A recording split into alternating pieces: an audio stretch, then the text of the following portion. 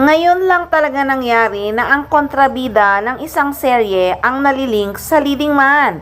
Usually kasi ang bidang babae at ang leading man ang nalilink, pero sa seryeng Lavender Fields, ang kontrabida ang nalilink sa leading man.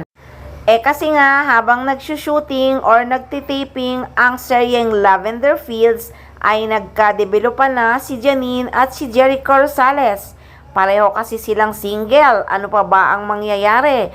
At parang soulmate talaga sila kasi swak na swak ang mga ugali nilang dalawa.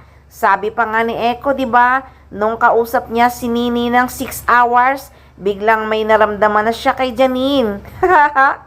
Pinala yata siya ni Cupido habang nagkwekwentuhan sila. So sweet, 'di ba? Kaya habang tumatagal ay parami ng parami ang kinikilig sa Econin.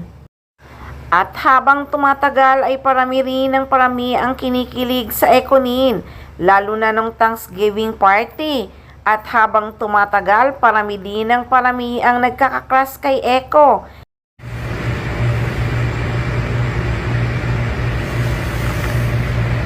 Ice cream yummy. Ice cream good. Ice cream yummy. Ice cream good. May mga comment pa nga na, Echo, anakan mo ako. Nako, ayaw ni Janine yan ha. Kay Paolo ka na lang magpaanak. Hehehe.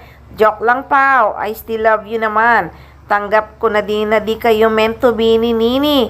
Kaya peace tayo. At sigurado namang masaya si Paolo para kay Janine. Sure ako dyan 100%. Masaya si Pao para kay Nini. Alam niyang deserve ni Janine ang maging masaya at mahalin ng tunay. Kaya pray lang talaga tayo na magkatuluyan na talaga ang Econin.